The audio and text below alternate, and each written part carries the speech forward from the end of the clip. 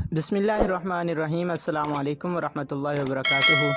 आज का हमारा टॉपिक है रमूज़ औक़ाफ़, यानी कुरान पाक को समझ कर पढ़ने के लिए ये जानना निहायत ज़रूरी होता है कि कहाँ पर हमें वक्फ़ करना चाहिए और कहाँ पर वक्फ़ करना लाजिम नहीं है। और वक्फ़ की सूरत में हमें कुछ बातों का ख्याल रखना होता है कि ज़्यादा वक्फ़ किन किन मकामात पर करना है और कहाँ हमने कम वक्फ़ करना है। तो कुरान मजीद की सही क़िराअत के लिए ख़ास अलामतें मुकर्रर हैं जिन्हें हम रमूज़ औक़ाफ़ कहते हैं। तो रमूज़ औक़ाफ़ के इस टॉपिक में सबसे पहले अलामत ज़ा की आती है। यहाँ पर ना ठहरना बेहतर होता है, यानी कुरान पाक में जहाँ पर भी ये ज़ा की अलामत होगी वहाँ अगर हम ना ठहरें तो ज़्यादा बेहतर होगा, वक्फ़ ना करना ज़्यादा बेटर होगा। तो इसी अलामत को मद्देनज़र रखते हुए हम इस आयत को पढ़ते हैं।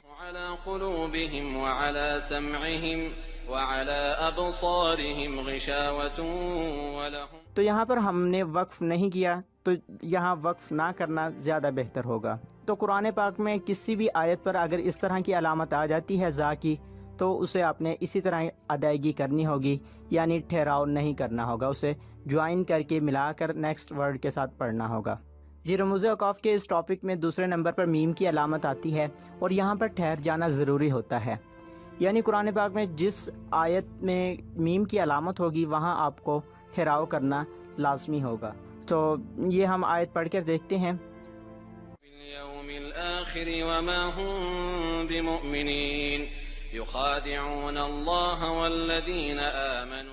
तो अगर हम यहाँ पर पढ़ते हैं मुमिनीना युखादिऊन अल्लाह, तो ये गलत हो जाएगा। तो कुरान पाक में जहाँ पर भी किसी भी आयत के एंड में या शुरू में कहीं पर भी ये मीम की अलामत होगी तो आपको वहाँ वक्फ़ करना ज़रूरी होगा। तो रमूज़ औक़ाफ़ के इसी टॉपिक में तीसरे नंबर पर जीम की अलामत आती है। यहाँ पर रुक जाना बेहतर है और ना ठहरना जायज़ है, यानी यहाँ पर अगर हम वक्फ़ करते हैं तो ज़्यादा बेहतर होगा और अगर हम वक्फ़ नहीं करते तो जायज़ होगा सिर्फ़, यानी हमें गुनाह भी नहीं होगा। अगर हम वक्फ़ कर लेंगे तो ज़्यादा बेटर होगा। तो हम इसी आयत को पढ़ कर देखते हैं।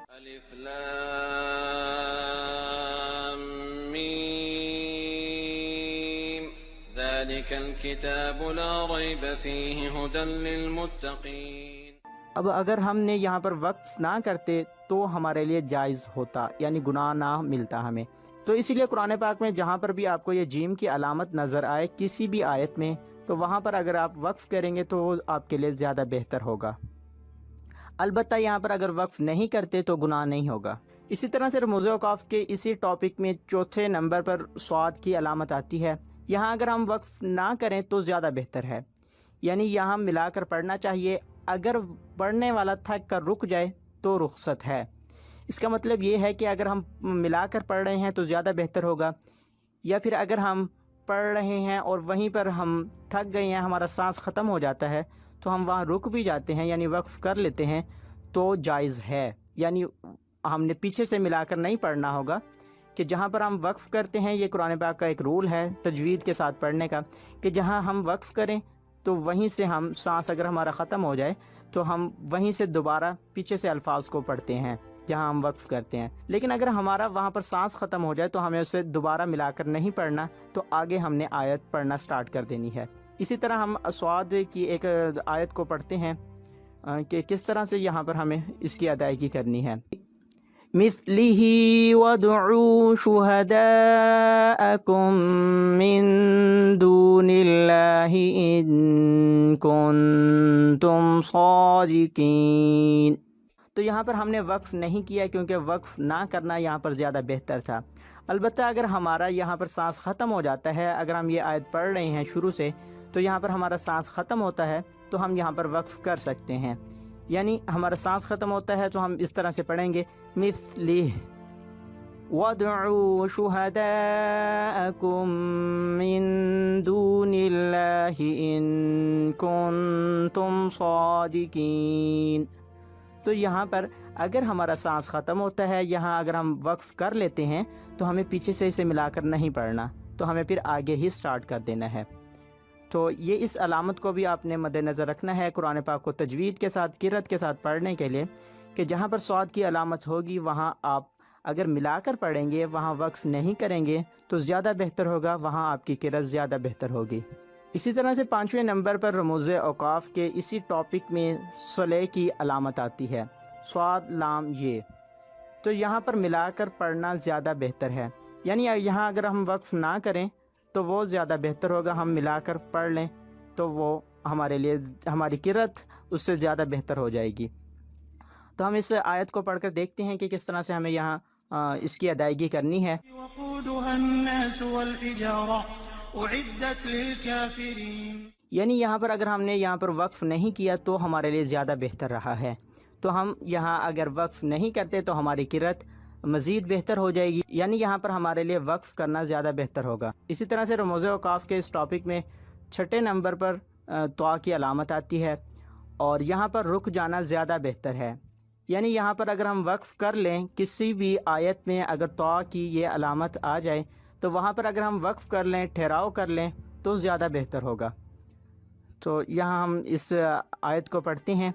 الرحمن الرحیم مالک یوم الدین ایاک نعبد۔ طاء کی علامت آ گئی ہے تو ہم نے یہاں پر وقف کر لیا تو زیادہ بہتر ہے، اگر وقف نہیں بھی کرتے تو گناہ نہیں ہوگا۔ ہم اس طرح سے اگر پڑھتے ہیں مالک یوم الدین ایاک نعبد تو گناہ نہیں ہوگا، لیکن اگر ہم یہاں پر وقف کر لیتے ہیں، رک جاتے ہیں تو زیادہ بہتر ہوگا، اس سے ہماری تجوید کی قرأت مزید بہتر ہو جائے گی، اور یہاں پر رک جانا ہی زیادہ بہتر ہے۔ تو جہاں پر وقف کرنا زیادہ بہتر ہو ہمیں اسے ہی اہمیت دینی ہے۔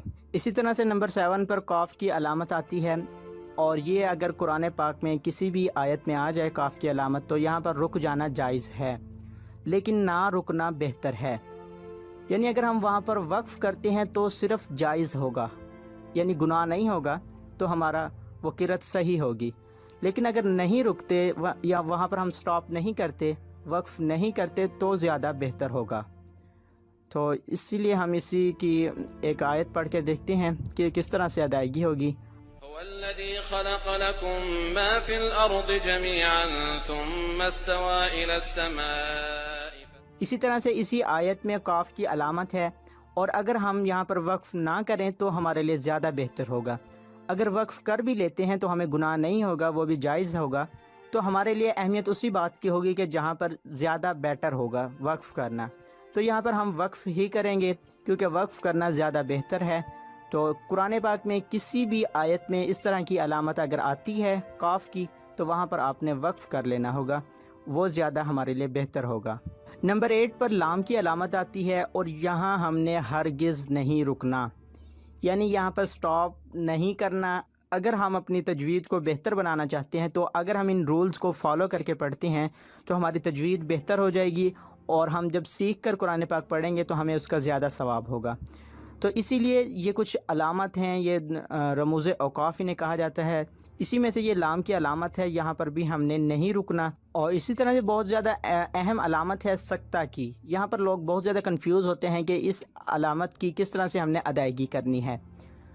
تو اسے پہلے سمجھ لیں کہ سانس لیے بغیر تھوڑا سا ٹھہر جائیں، یعنی ہم نے سانس بھی نہیں چھوڑنا، اور جب آیت پڑھ رہے ہوں گے جس آیت میں سکتے کی علامت ہوگی وہاں پر ہم نے تھوڑا سا ٹھہر جانا ہے، لیکن سانس بھی نہیں چھوڑنا، یعنی پڑھنے والا یہاں تھوڑی سی دیر رک جائے لیکن سانس نہ توڑے، سانس بالکل بھی ہم نے نہیں توڑنا، اور اسے پڑھتے بھی رہنا ہے، تھوڑا سا رک کر پھر اسی سانس کے ساتھ ہم نے آگے کنٹینیوس کرنا ہے۔ اسی آیت کو پڑھتے ہیں۔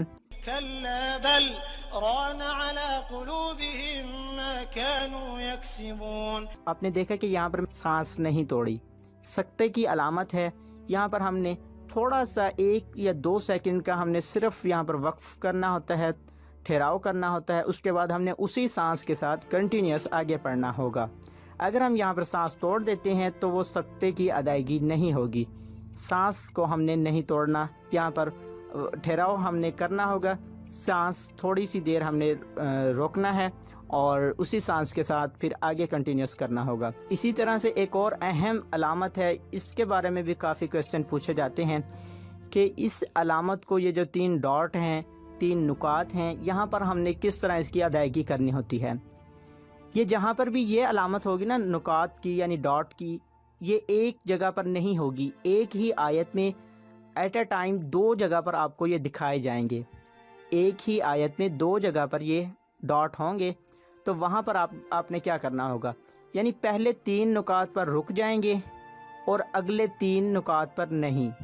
اب آپ کی مرضی ہے کہ پہلے 3 نکات پر رکیں یا دوسرے 3 نکات پر رکیں، یعنی 2 ہوں گے ایک ہی آیت میں، وہاں پر اب آپ کی مرضی ہے کہ آپ نے پہلے پر رکنا ہے یا دوسرے پر، دونوں پر نہیں رکنا۔ اسے ہم پڑھتے ہیں۔ اس آیت میں ہم دیکھ رہے ہیں کہ یہ 2 جگہ پر، ایک یہ ڈاٹ ہیں اور ایک یہ۔ اب ہم نے ایک جگہ پر یہاں ٹھہراؤ کرنا ہوگا، دونوں پر نہیں کرنا۔ الف لام میم ذالک الکتاب لا ریب فیہ ھدی للمتقین۔ تو اب یہاں پر آپ نے دیکھا ہے کہ ذالک الکتاب لا ریب، اس کے اوپر یہ 3 ڈاٹ ہیں، یہاں پر ہم نے ٹھہراؤ کیا ہے، لیکن دوسرے جو فی کے بعد ہیں ٹھہراؤ، یہ نکات ہیں، تو یہاں پر ہم نے وقف نہیں کیا، یہاں ہم نے ٹھہراؤ نہیں کرنا تھا۔ اب آپ کی مرضی تھی کہ آپ نے لا ریب پر وقف کریں یا پھر فی پر وقف کریں، لیکن یہ شرط ہے کہ آپ نے ان دونوں ڈاٹ میں ایک جگہ پر لازمی رکنا ہے، ایک جگہ پر آپ کو ٹھہراؤ کرنا لازمی ہوگا۔ تو اگر آپ دونوں جگہ پر ٹھہراؤ کرتے ہیں تو وہ بہتر نہیں ہوگا، تو اس طرح سے ہمیں ایک جگہ پر ٹھہراؤ کرنا لازمی ہوگا۔ تو رموز اوقاف کے یہ کچھ علامات تھی، اگر آپ انہیں فالو کریں گے، انہیں 1-2 دفعہ اسی ویڈیو کو آپ دیکھ لیں اور ذہن نشین کر لیں کہ آپ نے کہاں پر وقف کرنا بہتر ہے، کہاں پر زیادہ وقف کرنا ہے، کہاں تھوڑا وقف کرنا ہے اور کہاں لازمی ہے، تو یہ باتیں جب آپ کے ذہن میں ہوں گی، آپ کو یاد ہوں گی، تو آپ کے لیے قرآن پاک کو تجوید کے ساتھ، قرأت کے ساتھ پڑھنا مزید آسان ہو جائے گا۔ اور امید ہے کہ آپ کو اس ٹاپک کی اچھی طرح سے کلیئرنس ہو گئی ہوگی، لیکن اگر پھر بھی آپ کو کسی بات کی سمجھ نہیں آئی تو آپ کمنٹ میں پوچھ سکتے ہیں، انشاءاللہ میں آپ کو اس کا ضرور رپلائی کروں گا۔ تو ملتے ہیں ایک اور اسی طرح کی ہیلپ فل ویڈیو کے ساتھ، تب تک کے لیے اپنا اور اپنے پیاروں کا ڈھیر سارا خیال رکھیے گا۔ جزاک اللہ خیرہ، اللہ حافظ۔